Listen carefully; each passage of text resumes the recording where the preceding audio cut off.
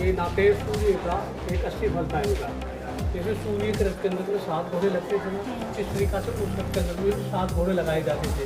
सूर्य उदय होने से पहले इस किले का अंदर सूर्य का चक्कर काट के और फिर उस रथ को वहाँ खड़ा करके और घोड़े ये उनके घोड़े आने का रास्ता, जिससे आप आए ये घोड़े आने का रास्ता, वो घोड़े यहाँ पर आने जाते थे। इसमें ये सूर्य घुमरा के नाम से जाना जाता है। ये सूर्यवंशी राजा थे, सूर्य की आराधना करते थे। तो इस कमल का जो फूल रखा हुआ है, इसके ऊपर सवामन सोने का सूर्य रखा रहता था। अगर बादल से या धुंध से अगर सूर्य नज़र नहीं आता है तो सोने की सूर्य की पूजा करते थे। अगर सूर्य स्वयं नज़र आता है तो स्वयं सूर्य की पूजा करते। जिस समय वो पूजा आराधना करते थे, इस समय यहाँ नौबत नगारा लगता था। ये जगह 1568 में अकबर के सेनापति मानसिंह जो जयपुर वाले ने यहाँ अटैक किया था 1568 में, उस नगाड़े को यहाँ से उठाकर ले गया। वो अजमेर दरगाह में रखा हुआ है। अजमेर दरगाह में वो नगाड़ा यहाँ का।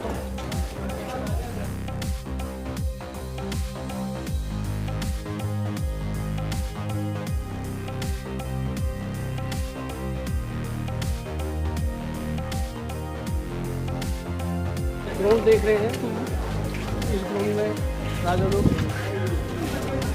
प्रकार से बैठा करते थे। पर्दे वाली रानी वहाँ बैठती थी, तो पर्दा करते थे। रानी वहाँ बैठती थी और दासी वहाँ रहती थी। यहाँ मुद्रा नहीं।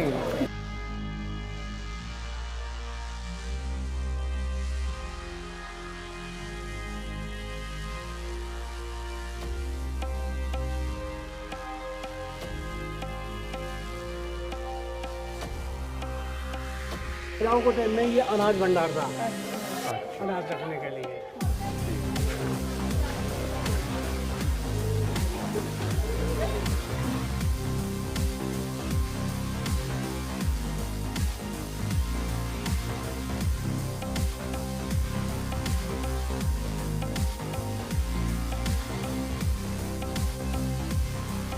रानी जो पद्मिनी अपना जौहर यहाँ किया था, और जौहर किस लिए किया था? अलाउद्दीन खिलजी के कारण से। हाँ। रानी पद्मिनी ने अपना जौहर यहाँ किया था। ये इतना छोटा सा जगह था? ये मतलब 8 बाई का कमरा है अंदर। अच्छा, अंदर है और अंदर है 8 बाई 8 फुट चौड़ा और 8 फुट लंबा कमरा है। ये अच्छा। सुरंग जहाँ से लेके और जो ब्रिटिश टावर है विजय स्तंभ तक, वहाँ तक अंडरग्राउंड गई हुई है। जब यहाँ निवास करती थी रानी पद्मिनी सर्दियों के मौसम में, इस रास्ते से बहुमुख स्विमिंग पूल है, वहाँ स्नान करती थी। स्नान करने के बाद में वहाँ शिवलिंग और एक आदिनाथ का जो जैन मंदिर था, उसकी सेवा करने के बाद, पूजा आराधना करने के बाद फिर यहाँ आती थी, फिर सूर्य की आराधना करती थी। अच्छा, तो रानी पद्मिनी ने अलाउद्दीन खिलजी के कारण 1303 में अपना जौहर यहाँ किया था। रानी पद्मिनी ये पूरी कहानी आपको बताऊंगा। 1303 ये का जो है ना, उस वो राजा लोगों के राजकुमारों का है। कितना ठंडा है वो राजा लोगों के राजकुमारों का है। ये खुद राजा का है। हाँ, ये राजा इधर ये डबल, ये 3 मंजिला है और वो 2 मंजिला था। वाह, यहाँ पे हवा तो बहुत सही आ रही है। चलो भाई, चलो। एसी वाली फीलिंग।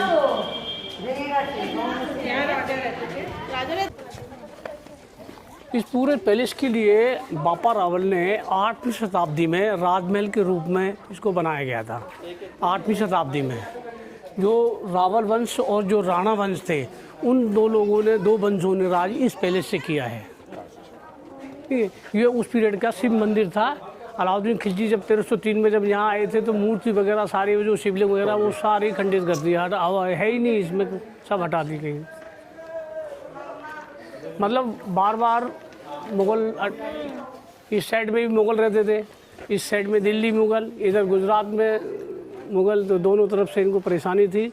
बार बार हमला करते थे। बार बार हमला होने के कारण से जो महाराणा प्रताप के जो फादर थे ना, उदय सिंह, 1578 में यहाँ की राजधानी को उदयपुर शिफ्ट कर दिया।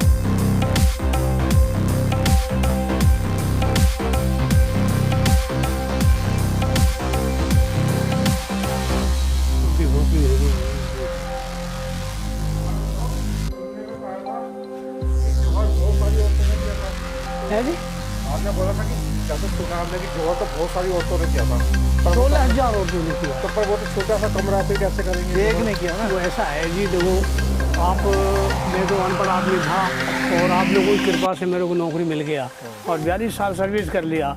अब आप पढ़े लिखो, आप इसका अनुमान लगाओ कि मरा वही होगा जो उनके बगैर नहीं रह सकता है, या डर या दबाव से। हर आदमी को अपना जान प्यारी रखती है। कीड़ा होता है, उसको भी आप छेड़ोगे तो वो भी मरने से बचता है। इतना आदमी नहीं जा सकता है, लेकिन कर्नल टाउड ने जानकारी कर कर और पूछ कर इतिहास बनाया है इसका।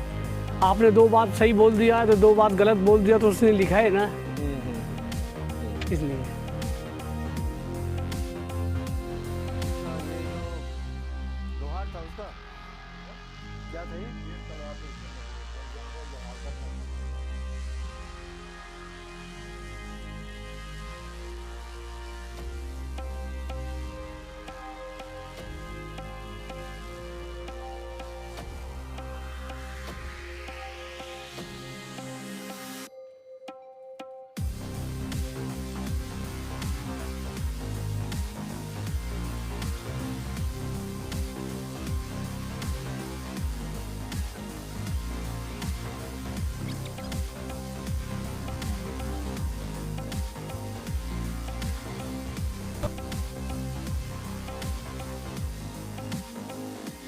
के पूरे महल के कितने पॉइंट है? महल पॉइंट तो है 4-5, लेकिन वो जो इनने गाइडों ने लिख रखा है ना, वो फालतू फंड में लिख रखा है।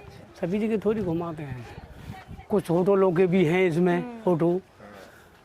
मतलब महल तो आपके जैसे कुंभा महल है, जैसे पद्मिनी महल है, या वेटरफील्ड है, या आपके विजय स्तंभ है, ये महल माने गए हैं। बाकी सबने अपना अपना बना लिया।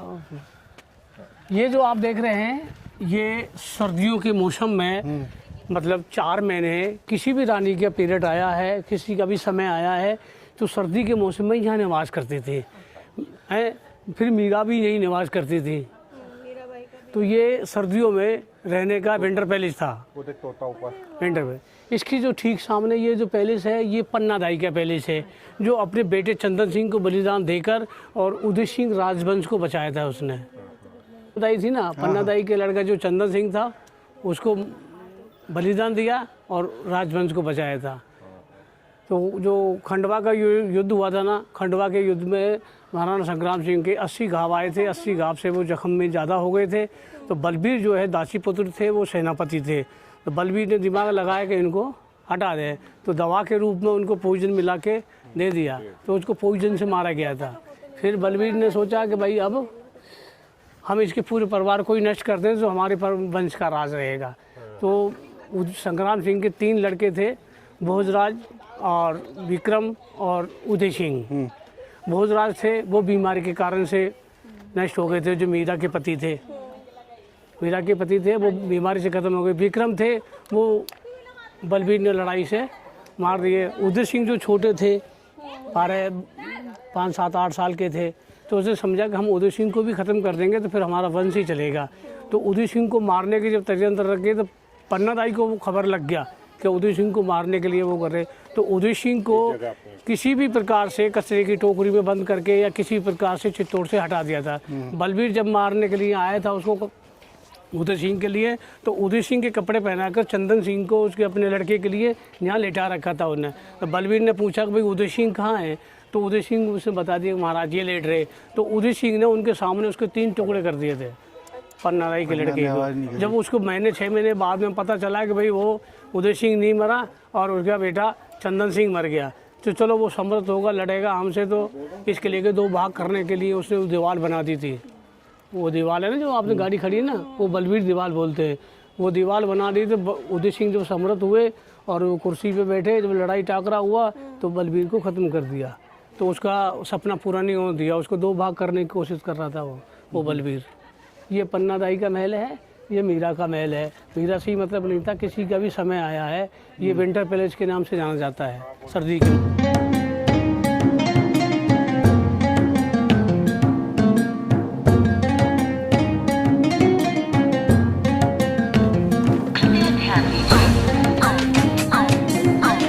नौ 9 लाख टका, इसको 9 लाख भंडार के नाम से जाना जाता है।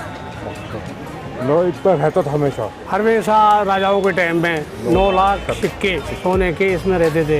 इसको 9 लाख का भंडार के नाम से जाना जाता है। ये वो दीवार है, बलवीर ने किले के 2 पार्ट करने के लिए ये दीवार खींचा था।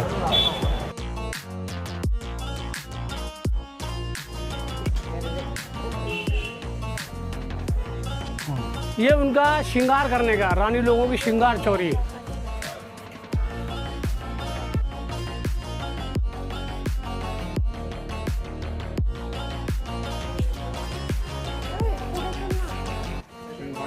ये इस पे लिखा हुआ है श्रृंगार चोरी। यहाँ रानी लोग वगैरह अपना श्रृंगार करते थे। ये तो जैन टेम्पल है।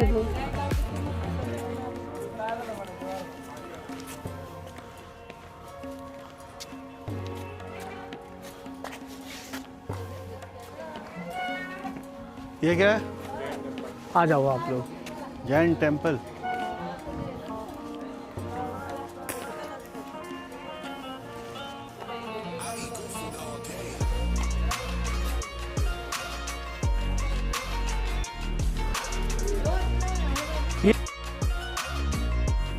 है इस तोप से शत्रु पंजन, यानी चलते ही शत्रु के मान डर जाते थे। इससे शत्रु पंजन, इस तोप को शत्रु पंजन के नाम से जाना जाता है।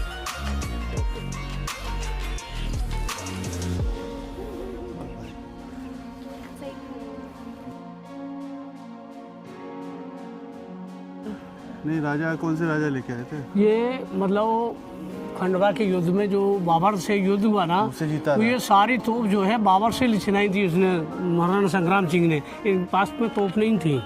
इस पे बाबर के साइन होंगे। ये तोप है गर्भगंजन। इससे पक्षियों के, पशुओं के, इंसानों के गर्भ खत्म हो जाते थे। ये गर्भगंजन।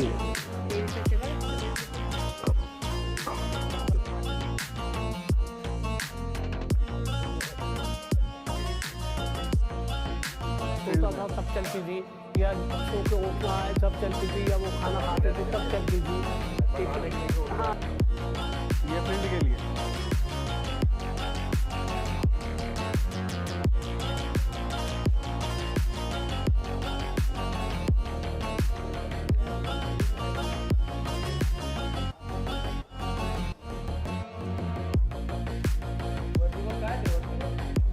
जो जरा अपने हाथ से।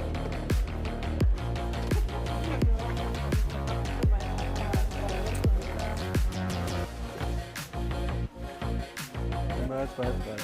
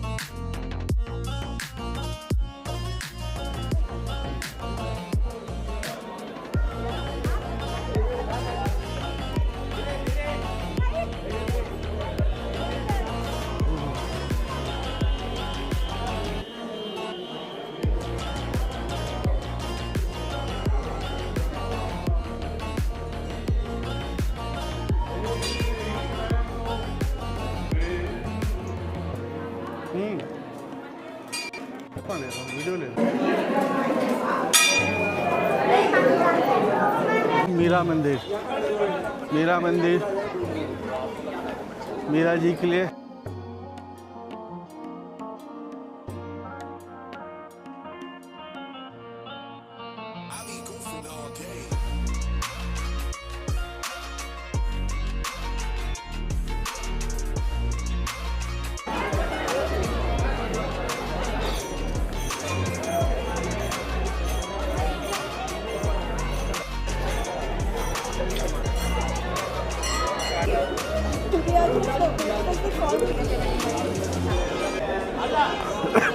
आएगी।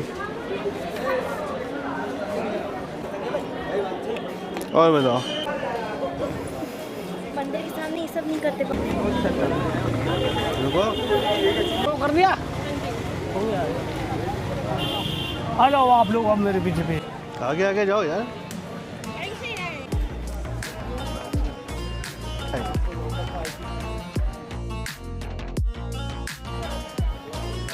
जिनके लिए है उनके लिए यहाँ पे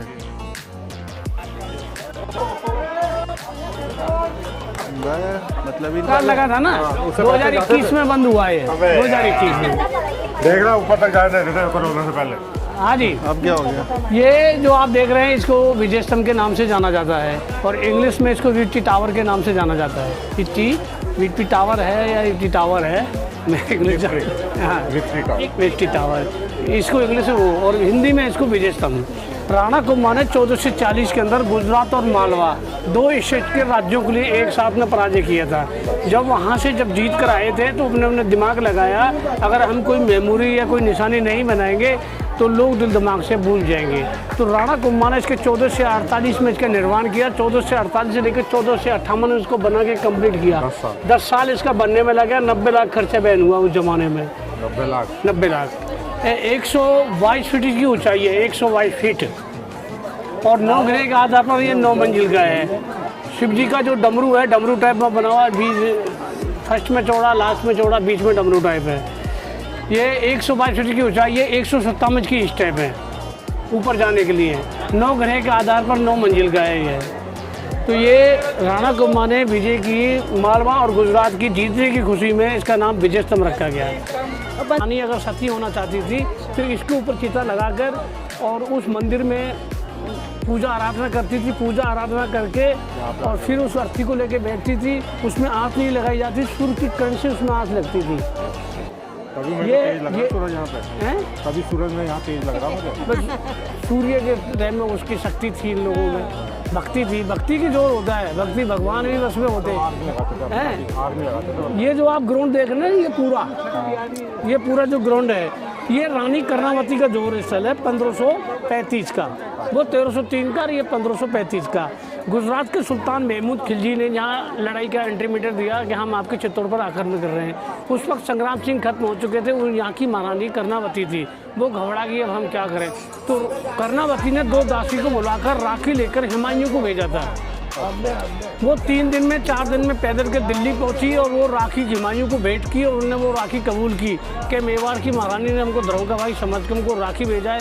वो हमारी धर्म की बहन, हम उसके धर्म के भाई हैं, हमारा फर्ज उसकी मदद करने का होता है। उधर से वो लश्कर लेके चला, उनको भी समय लगा है। इधर को सुल्तान महमूद खिलजी ने यहाँ अटैक कर दिया। रानी कर्णावती ने अपनी शान मान अपनी इज्जत बचाने के लिए इस पूरे ग्राउंड के अंदर में 30 फुट गहरा गड्ढा कराकर घी लकड़ी और कपास इकट्ठा उसमें अग्नि जलाकर अपने आप को इसमें जिंदा जला लिया था। वो सती पूर्वी गेट है, उधर से राज्य परिवार की औरत सम्मिलित हुई थी। ये सती उत्तरी गेट है, उधर से सैनिक परिवार की। जानी कि 13,000 औरतों ने उनके साथ में बलिदान दिया था। फिर उनको जौहर होने के बाद में हुमायूं जहाँ आए थे जौहर हो चुका था और वो सुल्तान महमूद खिलजी यहाँ से बैक जा चुका था।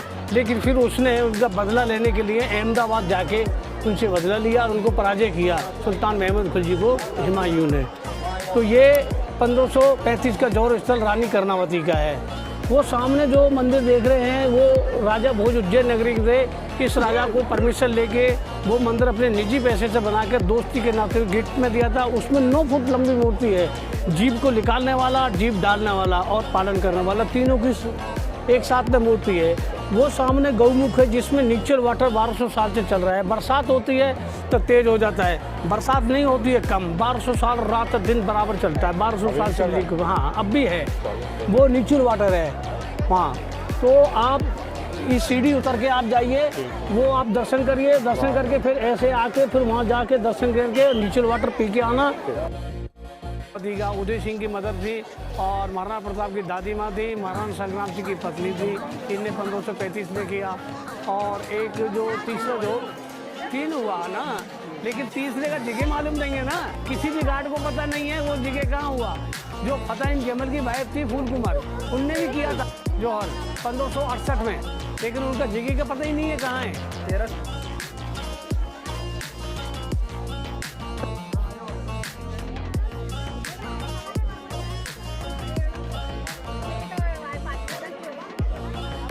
वाह वाह वाह। यार बताओ पहले ऊपर अब हमारे वहाँ की बात बता रहा हूँ कि महाराज की किशन सिंह राजा था हमारे भरतपुर का, तो वो उसकी सवारी निकल रही तो पागल उसके सामने आ गई मनबुद्धि की। पता था और 1.25 किलो आटा इसको राजकोष से मिलना चाहिए, स्पेशल डेली लगवाया गया। कंटिन्यूस मिलना चाहिए। अब कहना वो कह गया इसको 1.25 किलो घी और पावर आटा मिलना चाहिए। फिर मंत्रियों ने कहा महाराज जो तो पावर आटे में और 1.25 किलो घी में बहुत अंतर, जो हमने बोल दिया ना वो होगा। तो आज भी वो भरतपुर में है, कुमेर गेट पे उस बाबरी ने 1.25 किलो घी बेच के उल्टा सीधा करके आज भी उसकी नाम से तिवारी बनी हुई है वहाँ कुमेर गेट पे। तो राजा लोगों का उल्टा दिमाग था, जो कह दे वो कर दे थे, वो लौटे ही ना आए, फिर बात है। चाचा आओ।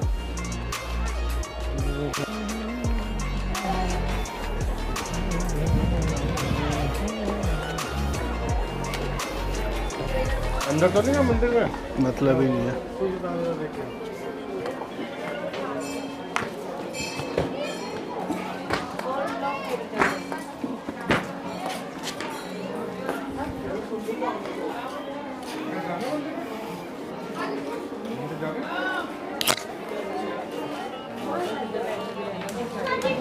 जाओ देख के आओ, कुछ 9 फीट का है। और बताओ आज का क्या करना है?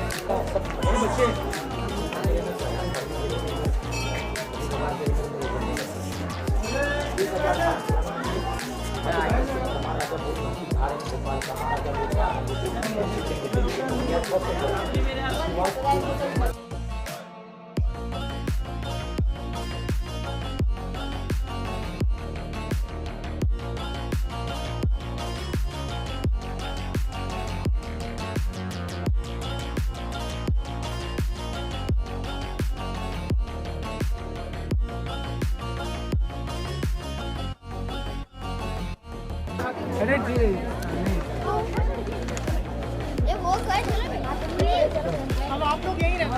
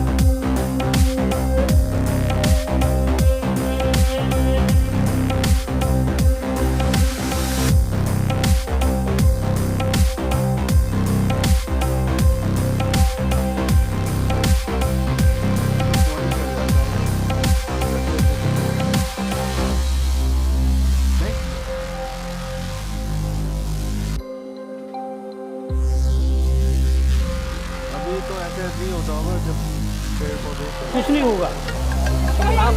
अरे नहीं टच करेगा आपको। अरे ले चला ले ले भाई।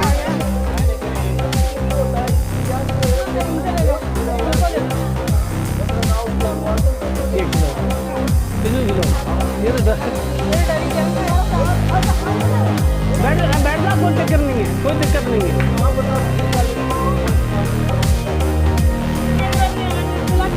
नजदीक से डरा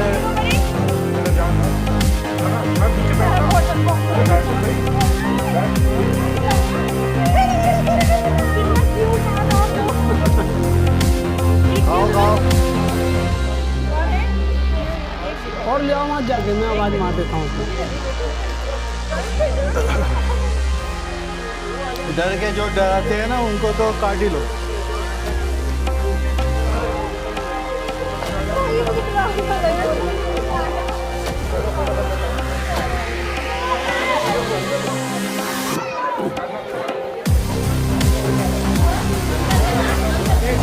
ले लेता हूँ मैं। चलो निकला इनको।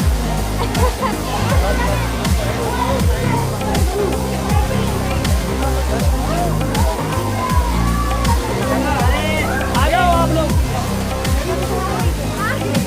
इधर चलेंगे इधर। अच्छा ओए चल चल।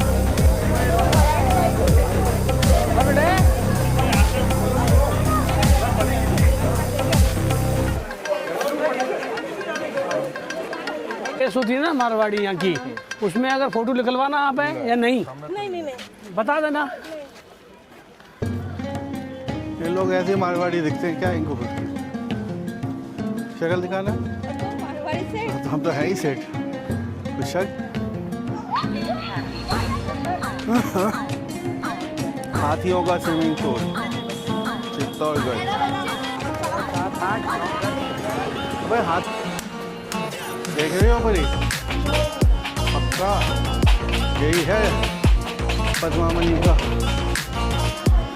अरे ये तो खड़ा नहीं, थोड़ा बदमाश साला।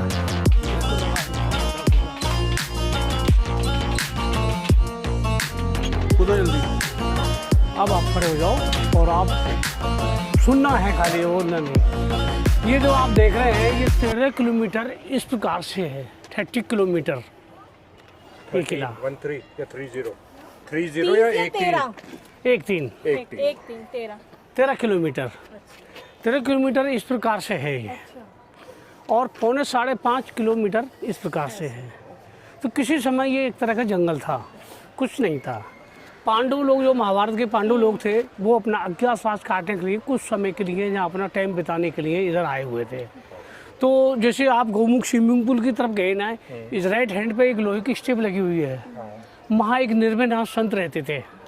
तो भीम जो एक जगह रुकते नहीं थे, वो जगह जगह डुलते थे। तो उनका टाकरा हुआ, अभी तुम कौन हो? कि हम कुंती पुत्र भीम हैं। कि तुम जब कुंती पुत्र भीम हो तो तुम एक रात के अंदर में 13 किलोमीटर और 5.5 पौने 5 किलोमीटर और फाउंडेशन बनाएंगे तो हम आपको पारस पत्र देंगे। तो भीम जो है पारस पत्र के लोभ में शर्त में इसको बनाने लगा। कहीं से थोड़ा रह गया, थोड़ा रहने पर भीम ने सोचा कि जब हम इतना बना दिया है तो थोड़ा रह गया, हम थोड़ी देर में बना लेंगे, हम बैठ जाते। तो जैसे गौतम निर्भयनाथ संत के दिल में कपट आया कि भीम जो है शर्त को जीत जाएगा और हमारे हाथ से पारस पत्र चला जाएगा। तो जैसे गौतम ऋषि के यहाँ मुर्गा बनकर चंद्रमा ने आवाज़ लगाई थी ना, इस पर नहीं, गौतम ऋषि के यहाँ इंद्र गए थे ना। इंद्र जब गए थे, वो इंद्र लेके गया उसको चंद्रमा को, तुम मुर्गा बन के आवाज़ लगाना और मैं उनके घर में चोरी करूँगा जाकर। इंद्र, तो इंद्र के कहने से चंद्रमा ने मुर्गा बनकर लगाई थी गौतम ऋषि के यहाँ। इस प्रकार से संत ने अपने ऊपर जादू का मंत्र डाल के मुर्गा बन के जोर से आवाज़ लगा दी और भीम के कान आवाज़ बढ़ गया। बोले यार मुर्गा बोल गया, बोले यार मैं शर्त को हार गया, ऐसे जोर से लात मार दी। तो किसी राजा ने वहाँ पानी निकला, किसी राजा ने उसको निर्माण कर, उसके भीमलत के नाम से जाना जाता है, वो अभी मौजूद है वो निशानी। तो पांडव लोगों का जब मनुष्य छूट गया, यहाँ से छोड़ के चले गए, जब इसका वारिस कोई नहीं था, तो चित्रांगज मौर्य उस रास्ते से निकल रहे थे। चित्रांगज मौर्य अपनी सेना को डांट कर इसके ऊपर आए। तो ये अरावली पर्वत का 13 और 4.5 किलोमीटर एक ही टुकड़ा है। तो चित्रांगज मौर्य को ये जगह बहुत अच्छा लगा। तो चित्रांगज मौर्य ने 5वीं शताब्दी में अपना राज स्थापित किया। तो चित्रांगज मौर्य से लेके मान मौर्य तक उनका शासक चला था। बापा रावल जो थे, ये जो है गुजरात से राजस्थान में आए हुए थे, किसी कारणवश से ये युद्ध में इनके फादर मारे गए, तो ये भी वहाँ से भग के इधर आए हुए थे। तो एक कमला नाम की ब्राह्मणी थी, उस ब्राह्मणी के जहाँ ये निवास करते थे। तो कोई आदमी बैठे को खाना तो खिलाते ही नहीं है, तो इन्हें कहा यार कुछ काम करेंगे। तो ये वहाँ गाय चराने का काम करते थे। तो गाय चराने का जो काम करते थे, तो गाय ले जाते थे, आपकी ले गए, हमारी ले गए, इनकी ले गए। तो एक गाय ऐसी थी जो उसमें से निकल के और वो जंगल में जाकर उनका दूध निकल जाता था, सूती अपना वहाँ जाके खड़ी हो जाती। तो उनका वो धनी जो है रोज़ परेशान करता था बापा रावल को, यार इसका दूध कहाँ जाता है। तो उस गाय का पीछा किया बापा रावल ने, क्या ये गाय दूध कहाँ देती है, कौन काटता है इसका। वहाँ जाके उसका पीछा किया तो वो दूध अपना आप ही निकल रहा।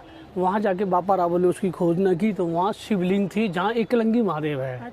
उस जगह की बात है जहाँ एकलिंगी महादेव का स्थान बना हुआ है ना, उस जगह की बात है। तो वहाँ एक ऋषि तप रहे थे। ऋषि तप रहे तो उस तरह का जंगल था। तो बापा रावल जो है मैं थोड़ा सफाई करते रहिए। करने के बाद में एक दिन उनका महीने में या 6 महीने में उनका आँख खुला के तो बापा रावल को देखा कि यार ये बच्चा हमारी बहुत सेवा कर रहा है। तो फिर उसके बाद में भी उन्हें अपने पास में रख लिया। उसके बाद में भी फिर कुछ समय बाद सेवा की।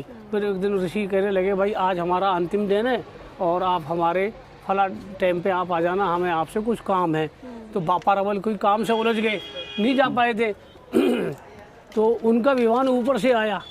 वो विमान में बैठ के वो ऋषि जो है चले गए थे, जाने लगे। बापा रावल को ध्यान आया कि यार उनने हमको बुलाया यार हम जा नहीं पाए। तो बापा रावल को ध्यान आया तो वहाँ दौड़ के पहुँचे तो उन्हें मालूम पड़ गया कि ऋषि बापा रावल आ गए हैं। तो उनने कहा कि भाई हम नीचे तो आ नहीं सकते, अब हम बहुत ऊपर आ गए हैं, हम मुंह से पान थूकेंगे, उसको आप ग्रहण करना है। कि ठीक है महाराज। तो उनने मुंह से पान थूका तो बापा रावल के दिल में गिरना आ गया कि यार मुंह के पान को अंदर कौन ले। तो वो ऐसे गर्दन कर दिया उनने। तो वो मुंह की बजाय वो पान सीधे पैर पे पड़ा।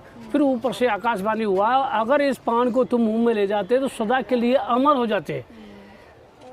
ये पान जो है तुम्हारे पैर में पड़ा है, जो तुम्हारा पैर पड़ेगा आगे तुम्हारा राज बढ़ेगा। तो बापा रावल वहाँ से चलकर और फिर यहाँ आए तो मान मौर्य के यहाँ सेनापति के रूप में कार्य करते थे। किसी मोहम्मदन ने यहाँ आक्रमण किया तो बापा रावल ने 25 लाख आर्मी के साथ में उससे विजय प्राप्त किया था। विजय प्राप्त करने के बाद मान मौर्य सोचा कि ये बहुत बहादुर है तो उसको उत्तराधिकारी बना दिया था। उत्तराधिकारी होने के बाद में उसका जब शासन चलने लग गया थोड़ा बहुत तो उस पीरियड में उसमें वो बापा रावल ने जो है वो 8वीं शताब्दी में वो पूरा पैलेस राजमहल के रूप में बनाया था, वो वाला पैलेस। और वो मंदिर भी जो है बनाया था। तो 1433 में राणा कुंभा आए ना, जब टूट गया था ना, अलाउद्दीन खिलजी ने किया था 1433 में। 14 से मालवा को जो विजय स्तंभ को निर्माण किया उस समय में उस 12 अवतार का जो मंदिर को भी निर्माण करके उसमें राधा कृष्ण की मूर्ति स्थापना की थी। तो बापा रावल जो है किसी दोबारा अटैक हुआ फिर मोहम्मदन का, फिर मौर्य वंश परिवार का पूरा खात्मा हो गया, कोई उससे बचा नहीं। 728 के अंदर में बापा रावल इस किले के सिंहासन पर विराजमान हुए, पूरा शासक सिंह। उनकी पत्नी का नाम था रानी पद्मिनी। 1303 में अलाउद्दीन जो खिलजी थे दिल्ली में शासक उनके चाचा का था। अलाउद्दीन खिलजी ने अपने चाचा को ख़त्म करके और राज सिंहासन बैठे थे 1299 में।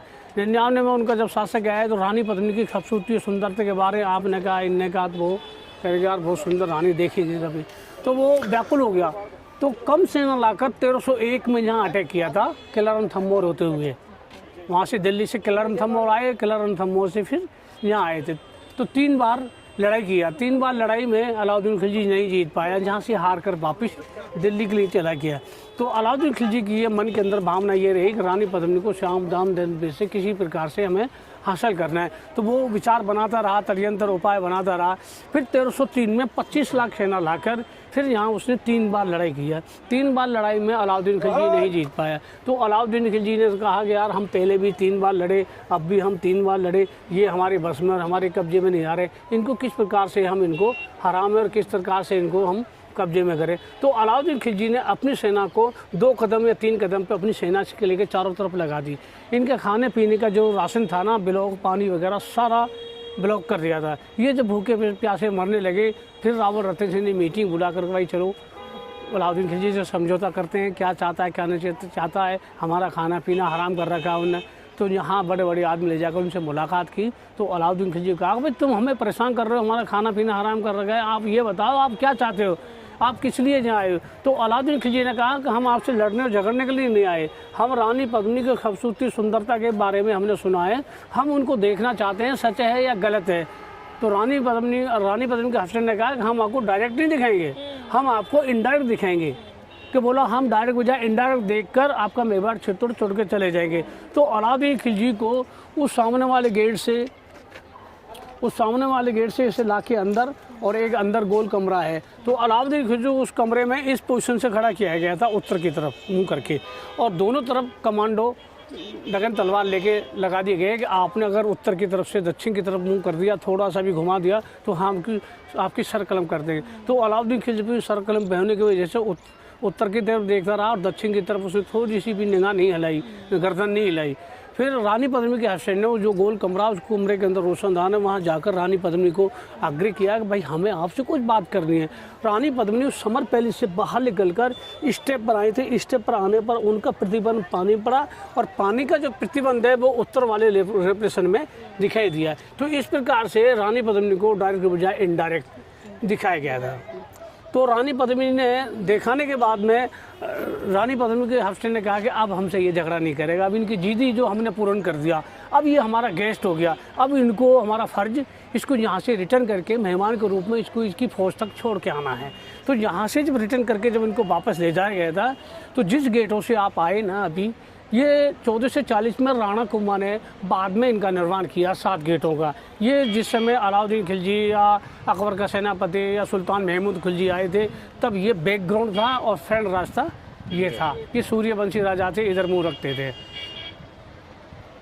जब इसको विदा करने जब वहाँ जा रहे थे, तो दूसरे गेट पर अलाउद्दीन खिलजी के लड़के का नाम था खिजर खान। खिजर खान ने धोखे से बंदी कर लिया था रानी पद्मिनी के हस्बैंड को, और जहाँ उनकी सेना थी वहाँ ले जाकर उनको डाल दिया गया था।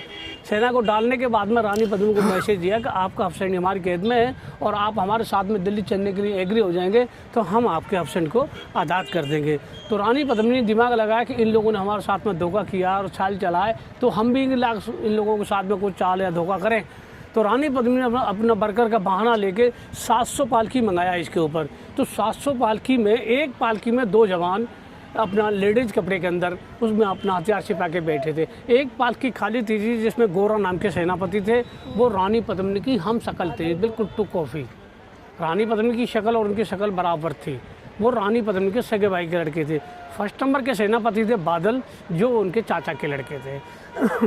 तो गोरा नाम के सेनापति रानी पद्मिनी के कपड़े को पहन के, गाड़ी वाले को कपड़ा पहना के डोली के अंदर बैठ गए, वो भी अपने हथियार छिपाकर, और टाँकी हथौड़ा लेकर बैठ गए थे। फिर 4 पालकी को 4 उठा के चलेंगे, फिर आगे चल के 4 थक जाएंगे, फिर 4 उठाएंगे। तो 758 5600 पालकी उठाने वाले हो गए और 14 से पालकी के अंदर हो गए। 7000 लश्कर हो गया इनका। 7000 लश्कर हो गया। जब जाके वहाँ मुलाकात करने गए, जो नकली पद्मिनी पे जो बन के बैठे हुए थे, उनने अलाउद्दीन खिलजी को कहा कि हम आपके साथ दिल्ली चल रहे हैं, चलती बार अपने हस्बैंड से एक बार मिलना चाहते हैं। तो अलाउद्दीन खिलजी को ये महसूस हुआ कि ये जेंट्स है या लेडीज़ है। उनने पद्मिनी समझकर उनने हुक्म दिया कि बाद जाकर मिल सकते हो। मिलने के रूप में उनकी हथकड़ी बेड़ी काट के उनको आज़ाद कर दिया और वहाँ घमासान युद्ध हुआ। युद्ध होने के बाद में रानी पद्मिनी के हस्बैंड को आज़ाद कर कर ऊपर लेके आ गए थे। अलाउद्दीन खिलजी ने बड़ा अफसोस किया कि हम जब इनसे लड़ते हैं हमारी हार हो जाती है, इनकी जीत हो जाती है, ऐसा कारण क्या है। तो उस पीरियड में ये सूर्य भगवान का मंदिर था, काली मंदिर नहीं था। काली की पूजा नहीं होती थी, सूर्य की मंदिर था और सूर्य की ही मूर्ति थी इसके अंदर में, और सूर्य की ही पूजा होती थी इसके अंदर में। इसके ठीक सामने ये पेड़ है, जहाँ एक सूरज कुंड है। तो सूरज कुंड पर लड़ने से पहले 1 घंटे या 1.5 घंटे पहले लड़ने से पहले उस कुंड के ऊपर हवन करते थे। हवन प्रसाद पूरा होने पर उस कुंड से मय सवारी से घोड़ा निकलता था। निकलने के बाद में जल के अंदर स्नान करके और लड़ाई का जलेर वक्तर पहन के, सूर्य को जल छोड़ के मत्था टेक के जब ये वहाँ जाते थे, तब तक वो जल से जो घोड़ा निकलता था मय सवारी से, जब तक इनका वहाँ जंग रहता था तब तक इनकी हार नहीं, इनकी जीत कराता था। जब अलाउद्दीन खिलजी को मालूम हुआ इनके अंदर ये शक्ति और ये पावर है, जब अलाउद्दीन खिलजी 2 गाय को काटा और 2 गाय को काट के चमड़ी की जो मूसक होती है उनके अंदर का ब्लड भर के, और सूर्य मंदिर और सूर्य कुंड, सूर्य मंदिर और सूर्य कुंड, और जो मैंने आपको बताया ना 12 अवतार की मूर्ति विष्णु भगवान की, वहाँ 3 जगह ब्लड डालने से इनकी शक्ति खत्म हो गई।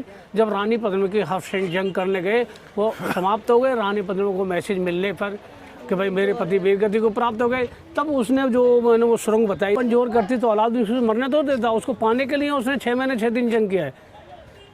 तो उसने जौहर कर लिया। तो अलाउद्दीन खिलजी जब रानी पद्मिनी को ढूंढा, उसका राख मिला, फिर उसको चिढ़ हो गया, हमने रानी पद्मिनी पाने के लिए 6 महीने 6 दिन जंग किया, वो भी हमें नहीं मिला।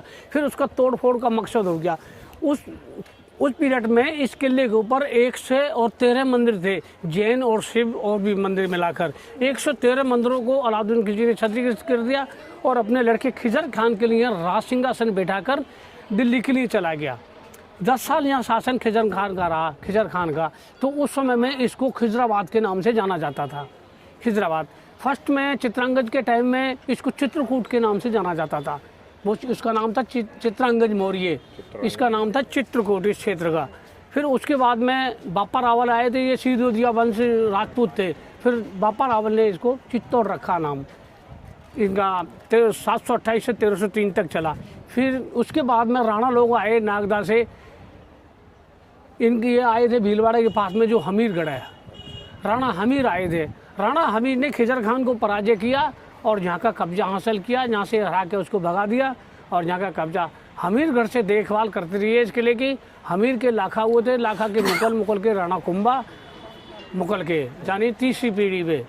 तीसरी पीढ़ी में 1416 में इस किले के सिंहासन पर बापा रावल विराजमान हुए। तो राणा खानदान के फर्स्ट राजा स्टार्टिंग जो है 1416 से लेकर राणा भूपाल सिंह तक चली है।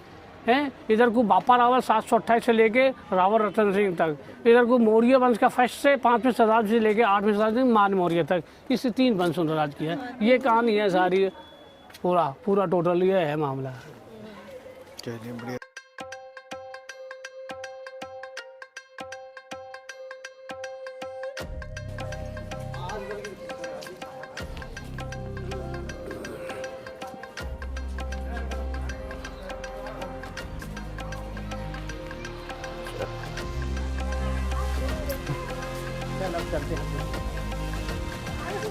ये रानी पद्मिनी का दासियों के साथ में कुछ समय बिताने के लिए है, रंग पैलेस के नाम से जाना जाता है।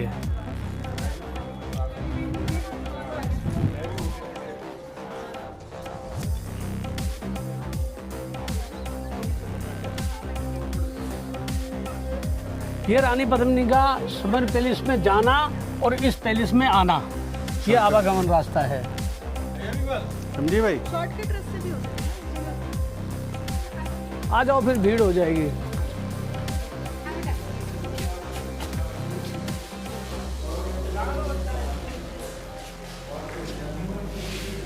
आप आ जाओ, इतना अलाउद्दीन खिलजी को इस पोजीशन से यहाँ खड़ा किया गया था, इस जगह, और दोनों तरफ नगर लेके लगा दिए गए थे। ये सामने रेगुलेशन है, ठीक है? वो रेगुलेशन था, जहाँ वो हटा दिया था, वो पद्मावती की जो पिक्चर चली थी ना, उस पीरियड में हटा दिया इसको।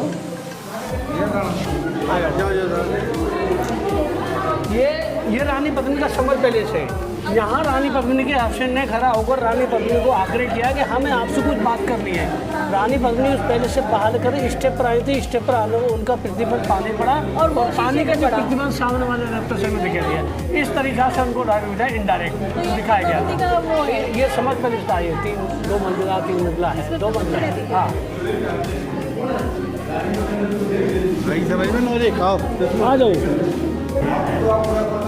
अब वो रेप्रेशन होता है ना, तो आपको मालूम पड़ जाता है कि हाँ बैग, पूरा बैग हिस्सा दिखता है इसमें। तो खपड़े वाली छत थी, ऊपर पट्टी वाली छत थी और लकड़ी वाला किवाड़ नहीं था, पर्दा शीशम था। मतलब महारानी का बहुत छोटा सा रूम दिख रहा है। अंदर से बड़ा है क्या वो? ये है टॉयलेट। अरे टॉयलेट,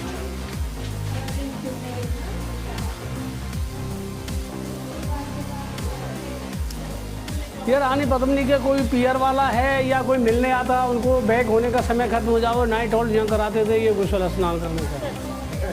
ये गेस्ट रूम। लेकिन मैं ये कह रहा हूँ कि राजाओं के हिसाब से कुछ छोटा नहीं है। अब चले गए लड़ाई का मैदान। हाँ जी भाई साहब, मैं कह रहा हूँ राजाओं के हिसाब से कुछ छोटा रूम नहीं है ज़्यादा।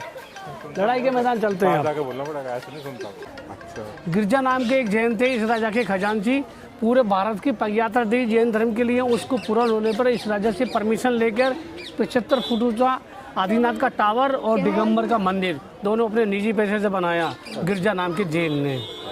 11वीं शताब्दी में अलाउद्दीन खिलजी आया, जब ये मौजूद था, ये मौजूद नहीं था। अच्छा, ये बात है। हाँ, ये बाद में 1447 का है और वो 11वीं शताब्दी का है। बहुत पुराना।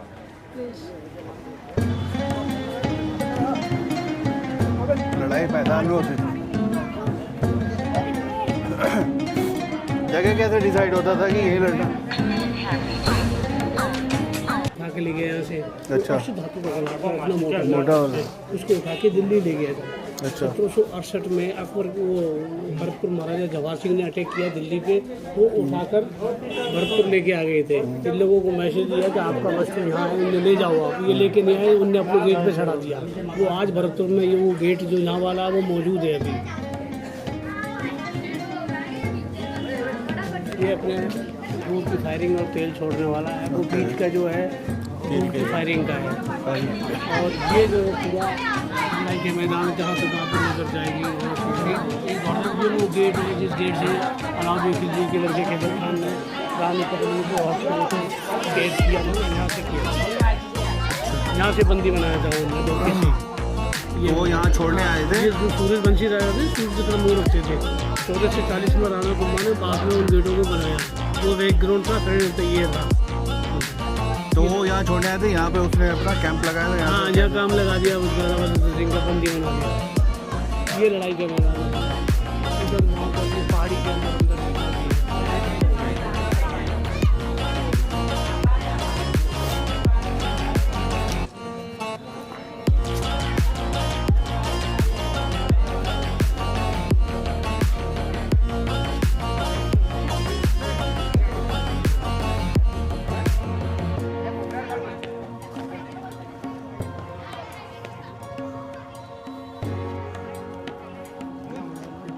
धुंधा चलेगी मैदान है। तो ये लड़ाई मतलब ये सब लड़ाई का मैदान है पूरा। जो अकबर का अकबर कैंप यहाँ लगाता वो था। भी यहीं लड़ा। सुल्तान महमूद खिलजी गुजरात का, वो भी यहीं लड़ा। अलाउद्दीन खिलजी वो भी यहीं लड़ा। ये जो पूरा जंगल है ना अपना, ये इतना ये सारा ये सीताफल होता है, सीताफल नहीं होता, सीताफल होता है, उसका साड़ी बनता है, खाने के लिए काम आता है। खुशबू इतना रहता है, धूप की फट जाती है लेकिन खुशबू नहीं जाती उसमें से। इतना बढ़िया है। तो अब तो ये सब खेती खेती हो रहा है। अब तो यहाँ खेत है बस। हाँ, चलिए।